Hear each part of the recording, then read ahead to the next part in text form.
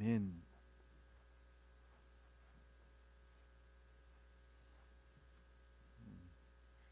투표 잘 하셨습니까? 선거에 만족하시는 분들보다 만족 못하시는 분들이 조금 더 많으시는 것 같더라고요. 자기가 뽑으신 분들이 잘 안 되었다라고 그렇게 말하시는 분들이 제게는 더 많았습니다. 그런데 투표용지 때문에 또 뉴스가 나오고 의견들이 분분하고 또 이런 것 때문에 카톡이나 이런 데는 시끌시끌합니다. 이런 정치적인 모임이나 이런 토론에 참 적극적으로 참여해야 될까요? 참여하지 말아야 될까요? 그게 오늘 우리가 다루고 있는 이 문제입니다. 고린도전서 8장에서부터 나오는 그 문제입니다. 우리가 직면하고 있는 이 문제들이 바로 고린도전서에서도 나오고 있는 이 문제, 곧 제물의 우상의 제물을 먹어야 되느냐 먹지 말아야 되느냐. 사도 바울은 그 먹느냐 먹지 말아야 되느냐, 오늘 제가 지금 우리 성도님들에게 그런 어떤 정치적인 쟁론이라든지 사회 참여의 문제라든지 이런 것들을 적극적으로 해라, 적극적으로 하지 말아라, 이걸 얘기하자는 게 아닙니다. 사도 바울도 그렇게 이야기하지 않습니다. 그러면 사도 바울은 무슨 얘기를 하는가? 우리 지난 시간에 나누었던 것이 그겁니다. 정말 그렇게 내가 신앙이 좋아서 이 우상의 제물을 먹어도 된다라고 알고 주장하는 사람, 또 반대로 이것도 역시 알아야 되는 문제거든요. 우상의 제물을 먹는 것은 우상과 합하는 것이기 때문에 우상의 제물을 먹어서는 안 된다라고 그렇게 알고서 주장하는 사람, 그렇게 주장하는 사람들, 서로 알아서 주장하는 거잖아요. 그리고 서로 알기 때문에 서로 지금 부딪히는 거잖아요. 근데 사도 바울은 그 부딪히는 문제를 누가 이겼다, 누가 맞다라고 이야기해 주는 것이 아니라 너희가 안다라고도 이야기하면서 정말 마땅히 알아야 되는 건 모르고 있다라고 얘기하는 거예요. 그게 뭐냐? 하나님을 사랑하는 거예요. 하나님을 사랑하는 거. 하나님을 사랑하는 거를 하지 않고 있다라는 거예요. 하나님을 알고는 있는데, 그런데 우리가 하나님을 안다고 해서 신앙이 좋으냐? 그게 아니라 하나님을 사랑하는 게 그게 신앙이 좋은 것이고, 하나님께서 그렇게 하나님을 사랑하는 자들을 하나님께서 알아주신다라고 사도 바울이 그렇게 말씀을 했죠. 그 연장선상에서 오늘 우리의 문제를 다시 가지고 오면은요, 우리가 정말 이런 부분에서 오늘의 말씀이 우리에게 보여지고 있는 것들이 있습니다. 지금 서로 이렇게 자기 주장이 옳다라고 이야기하며, 그 자기 주장이 옳다라는 것은 만약에 사도 바울이 먹어도 된다라고 얘기하면 그 먹어도 된다라고 이야기하던 사람들이 더 신앙이 좋아 보이잖아요. 먹으면 안 된다라고 얘기하면 그 먹으면 안 된다라고 주장하던 사람들이 더 옳은 신앙을 가지고 있는 것이 되잖아요. 그래서 지금까지 계속해서 이 8장에서부터 길게 지금 이야기해 오고 있는 것이죠. 자, 그런데요, 우리가 여기에서 정말 중요한 것이 뭐냐면 서로 비난하고 정죄하는 이 모습을 우리가 한번 깨달아 보자는 거예요. 우리가 누구냐는 거예요. 우리가 그 오늘의 10장의 말씀을 이렇게 시작합니다. 우리 내용 관찰이지만 다시 한번 제가 한번 읽어드리겠습니다. 형제들아, 나는 당신들이 꼭 알기를 바랍니다. 우리 조상들이 다 구름 아래에서 바다 가운데를 지나왔습니다. 그들은 모세에게 속하여 구름과 바다로 세례를 받았고 다 같은 신령한 음식과 음료를 마셨습니다. 이것은 그들을 따르는 신령한 반석으로부터 마셨으며 그 반석은 그리스도이십니다. 그러나 그들의 다수는 하나님을 기뻐하지 않아서 광야에서 멸망받았습니다. 이 일은 우리에게 본보기가 되어 그들과 같이 되지 않게 하려는 것인데, 그들 중에는 먹고 마시며 뛰놀며 우상 숭배를 했던 자들이 있었습니다. 또 그들 중 어떤 사람들은 음행하다가 하루에 2만 3천 명이 죽었고, 주를 시험하다가 뱀에게 물려 멸망당하였고, 원망하다가 멸망당하였습니다.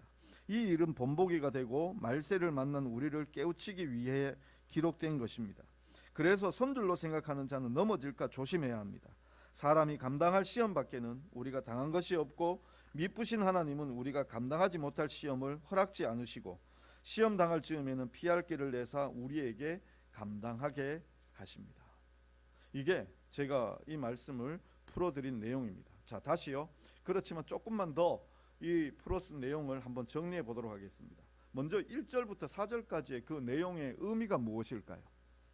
1절부터 4절 거기에 보면 알지 못하기를 원치 아니한다. 이건 꼭 알아야 된다라고 그렇게 부정의 부정을 통하여 강조하고 있는 내용이죠. 꼭 알아야 된다. 근데 뭘 꼭 알아야 되는가 하면 우리 조상들이 다 구름 아래에 있고 바다 가운데로 지나며, 구름 아래 바다 가운데, 이건 딱 생각하면 출애굽기가 떠오릅니다.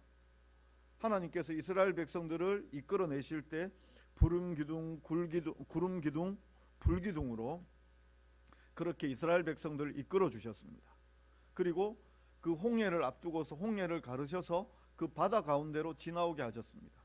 사도 바울이 이렇게 표현하는 것뿐만 아니라 사도행전에서도 이 부분을 두고 이야기할 때에 그 스데반 집사님도 이 부분이 구름 아래에서 또 그리고 바다 가운데에서 그것이 지나온 것이 바로 세례와 같다라고 그렇게 이야기합니다. 그리고 스데반 집사님은 사도행전 7장에서 이 광야에 있는 이스라엘 백성들의 공동체를 광야 교회라고 그렇게 명명합니다. 여기에서도 바로 그와 같은 것을 고린도 교회에 지금 이야기하고 있습니다.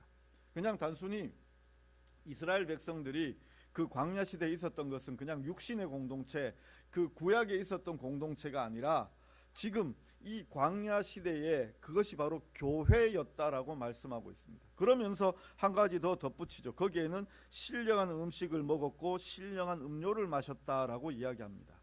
출발점이 어디냐? 오늘 이 문제를 거명하고 지금 계속해서 설명하고 있는 내용, 그 출발점이 뭐냐면 우상의 제물을 먹느냐 마시느냐예요. 그래서 교회가 무엇하고 있는가 하면은요, 이 지금 신령한 음식, 신령한 음료를 먹고 마십니다. 무엇인가 하면 성찬을 행하죠. 우리는 성찬이라고 하면 자그마한 떡과 자그마한 잔에 담긴 포도주를 이야기하지만, 우리가 곧 다루게 되어질 내용들이겠지만 이때의 성만찬은 그야말로 식사입니다. 잔도 큰 잔에다가 포도주를 마시고 떡도 큰 떡을 떼어서 식사가 되는 그러한 만찬, 저녁 식사이고, 저녁 식사가 아니라 만찬, 식사의 자리라고 그렇게 이야기할 수 있습니다. 그런데 지금 여기에서 이렇게 신령한 음식을 먹고 마시고, 이것은 바로 성찬을 두고 이야기하는 것인데 교회가 행하는 것이 바로 그것입니다. 또 뿐만 아니라 그 광야에서는 신령한 음식, 신령한 음료라고 얘기할 때 신령한 음식은 하늘로부터 내려왔던 만나와 메추라기를 두고 이야기할 수 있습니다. 또 하나님께서 그들에게 음료를 마시게 할 때 그 물은 여러 가지 물들이 있죠. 반석에서 솟아난 물이 있고 또 마라의 쓴물이 있는데 거기에 하나님의 말씀대로 행하였더니 나뭇가지를 던졌더니 단물이 되어지고, 또 반석의 물도 한 번이 아니라 두 번이나 나오고, 그렇게 하나님께서 물을 허락해 주셨습니다. 그래서 그 물을 주실 때에도 그 마치 반석이 쫓아오듯이 하나님께서 계속해서 공급해 주시는 것처럼 그렇게 함께 하시며 공급해 주셨습니다. 그 일들을 여기에서는 이렇게 그 반석이, 물을 내는 반석이 바로 그리스도라고 그렇게 표현을 하고 있습니다. 그대로 1절부터 4절까지의 내용을 교회에다가 설명하면 다 되어지는 내용입니다. 교회라는 공동체는 세례받은 공동체입니다. 예수님을 주로 고백하고 세례받은 공동체, 마치 이스라엘 백성들이 구름 가운데 바다 가운데로 지나오며 세례를 받았다라고 얘기하는 것처럼 우리 교회는 세례받은 공동체입니다.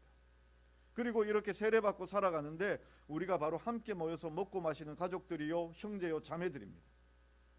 또 우리가 성찬을 행합니다. 물론 우리가 예표적으로 성찬을 행하고 있지만 함께 먹고 마시는 그러한 공동체입니다. 또 거기에 더하여서 하나님께서 우리와 함께 하시며 내주하여 주시며 은혜를 베풀어 주십니다.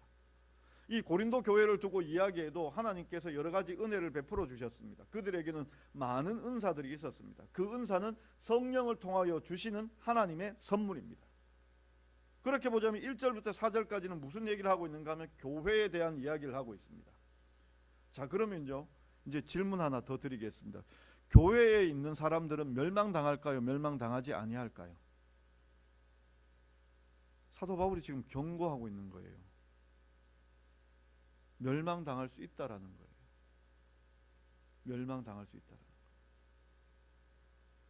참 이 본문이 쉽지가 않아요. 그러면 제가 졸지에 이 칼빈의 하나님의 변함없는 구원, 불가항력적인 구원을 내가 부정하느냐, 그 얘기가 아니에요. 지금 내가 신앙이 좋다라고 이야기하면서 남들에게 떠벌리고 자랑하고 많은 것을 알고 있다고 해도 그것이 하나님을 사랑하는 것이 아니면, 다르게 표현하자면 하나님을 믿는 믿음이 아니면 구원에 이르지 못한다라는 얘기예요. 이스라엘 백성들이 출애굽해서 광야에 나왔지만, 그들이 세례받고 거기에 광야 생활하지만 그들이 저질렀던 일이 무엇인가? 여기 5절부터 나오는 내용들이 무엇인가 하면 멸망받을 일이었는데, 첫 번째는 뭔가 하면 우상 숭배였어요. 모세가 시내산 그 하나님의 율법을 받기 위하여 올라갔을 때 그 밑에서 아론과 함께 금송아지 만들었어요. 그래서 그때에 출애굽기를 보자면 2만 4천 명이 죽었다. 오늘 여기 2만 3천 명으로 나오죠. 예. 그 숫자에 대해서는 우리가 다투기보다는 그 사건을 서로 상징하니까요. 사도 바울이 그렇게 2만 3천 명이라고 표현하고 있고, 모세는 2만 4천 명이라고 그렇게 표현을 하고 있습니다. 일일이 다 계수되어진 것은 아니라 할지만 약간의 여유를 둔다면 그렇게 보여질 수 있을 것입니다. 그런데 지금 여기에서 우상 숭배 때문에 그렇게 많은 사람들이 죽었습니다. 출애굽하고도 멸망당했다라는 거예요. 그다음 두 번째는 음행이라는 문제가 나옵니다. 이 음행이라는 문제는 어디에 있는가 하면, 이 음행은요, 지금 그 민수기 25장의 사건입니다. 25장의 사건인데요. 이 민수기 25장에는 보면은요, 모압의 왕이 발람이 이스라엘 백성들을 저주하려고 했는데 저주가 안 돼요. 발락이라는 선지자를 불러와서 그렇게 저주를 시켰는데도 저주가 안 돼요. 그러니까 어떤 방법을 썼는가 하면 모압 여인들을 보내어서 음행하게 하였습니다. 음행하게요. 하나님께서 이스라엘 백성들에게 가나안 땅으로 가라고 하셨지, 그 광야에 머무르며 거기에 통혼하고 그 세상에 머무르라고 이야기한 게, 말씀하신 게 아니에요. 그런데 이스라엘 백성들이 무엇하고 있는가 하면 자기 보기에 좋은 대로, 자기 소견에 옳은 대로 그들과 통혼하고 음행을 저지르고 있는 거예요. 그래서 그 사건 때문에 또 수많은 사람들이 죽었습니다. 그리고 세 번째 나오는 사건이 무엇인가 하면 하나님을 시험한 겁니다. 이 시험이라는 단어로 우리가 생각해 보자면 무리바 사건이 생각납니다. 무리바 사건은 하나님 앞에 물이 없어 불평하고 원망하였습니다. 그런데 그때 모세가 그 반석에서 물을 내는데 2번 두드린다 이런 얘기도 나오고 그렇게 해서 모세조차도 가나안 땅 들어가지 못하는 사건이 벌어집니다. 근데 그때 거기에서 무리바 사건, 그건 하나님을 의심하는 사건, 하나님을 시험하는 사건이었습니다. 거기에서도 이스라엘 백성들이 하나님 앞에 범죄함으로 말미암아 멸망당하였습니다. 그리고 또 있습니다. 우리가 잘 알고 있는 민수기 14장의 사건, 하나님을 원망하였습니다. 왜 원망하였는가 하면 정탐꾼을 보내었더니, 가나안 땅 정탐꾼 보내었더니 그들이 돌아와서 그 정말 젖과 꿀이 흐르는 땅은 맞는데 거기에는 장대한 아낙 자손들이 살고 있고 그들이 지키고 있는 성은 너무나 튼튼하다, 뚫을 수 없다, 우리 다시 애굽으로 돌아가자, 불평 원망했습니다. 그것 때문에 이스라엘 백성들이 그 시대의 장년들은 다 가나안 땅 들어가지 못하는 멸망을 받았습니다. 고린도 교인들에게 지금 이야기하고 있는 겁니다. 진짜 믿음이 뭐냐? 너희가 그렇게 하나님을 안다고 그렇게 자랑하는 것이 진짜냐? 우리가 이해 안 되는 부분 중에, 성경 말씀 이해하기 어려운 부분 중에 이 구절이 있습니다. 우리 뒤로 한번 넘어가 보십시오. 고린도전서 13장입니다. 고린도전서 13장이요. 고린도전서 13장 1절부터 3절까지를 우리 같이 한번 보시죠. 같이 읽겠습니다. 시작. 내가 사람의 방언과 천사의 말을 할지라도 사랑이 없으면 소리나는 구리와 울리는 꽹가리가 되고, 내가 예언하는 능력이 있어 모든 비밀과 모든 지식을 알고 또 산을 옮길 만한 모든 믿음이 있을지라도 사랑이 없으면 내가 아무것도 아니요 내가 내게 있는 모든 것으로 구제하고 또 내 몸을 불사르게 내줄지라도 사랑이 없으면 내게 아무 유익이 없느니라. 아멘. 이 말씀이 이해가 되세요? 사랑이 없는데 지금 내 몸을 내어주고 내 몸을 불사르게 내어주고 내가 가지고 있는 것을, 모든 것을 줄 수 있을까요? 믿음에 대한 모든 비밀과 모든 지식을 알고 또 산을 옮길 만한 믿음이 있는데, 이런 놀랄 만한 믿음이 있는데 사랑이 없으면 아무것도 아니라고 이야기합니다. 그 위에도 사람의 방언과 천사의 말을 할지라도, 은사가 넘치고 넘쳐서 이렇게 모든 것을 다 할 수 있는 사람이라 할지라도 사랑이 없으면 아무것도 아니라고 이야기합니다. 이 아무것도 아니라는 말이요, 멸망이란 단어하고 유사한 단어입니다.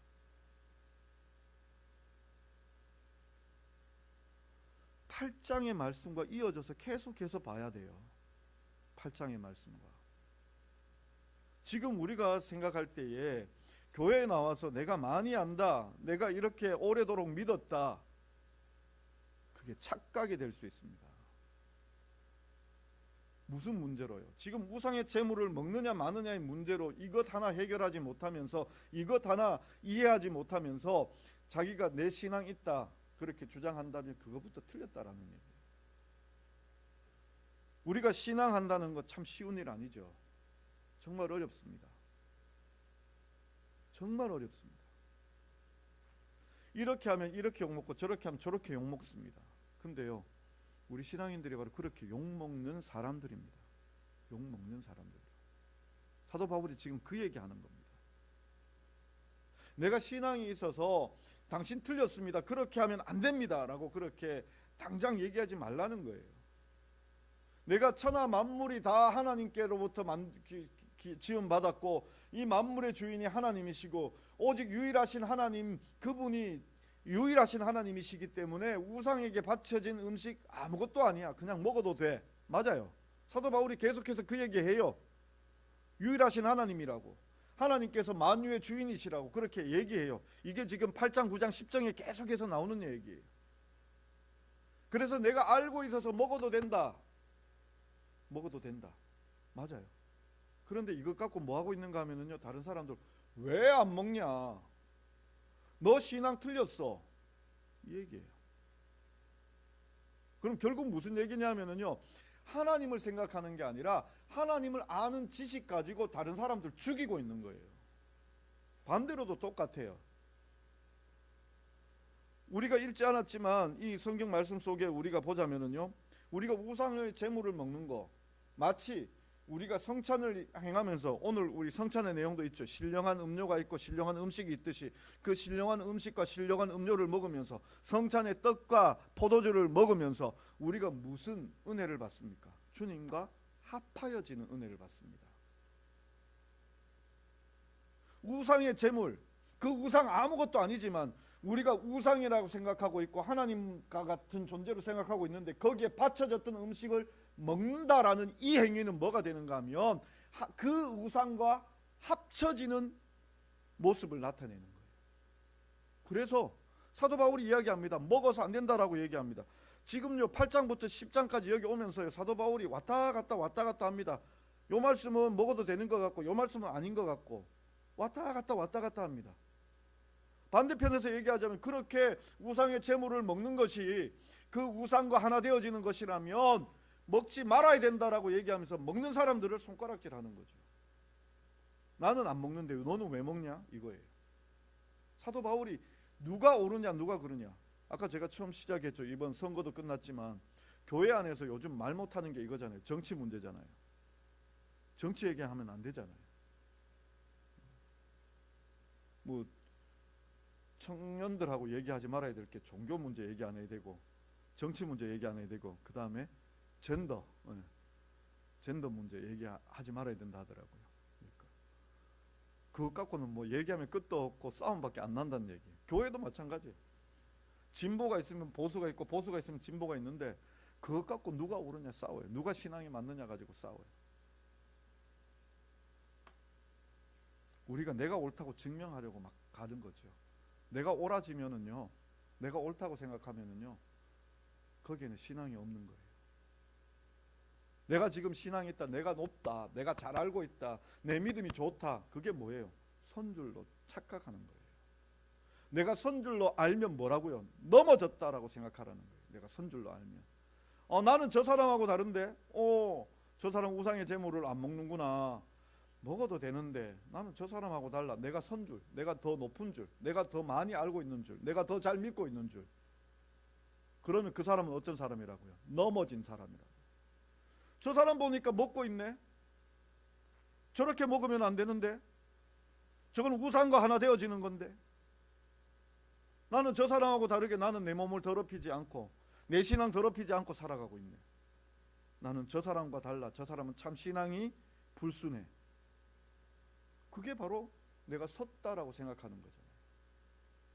그렇게 섰다라고 생각하는 게 뭐냐라고 얘기할 때 그게 바로 넘어진 거라 하나님 사도 바울이 얘기하고 있잖아요.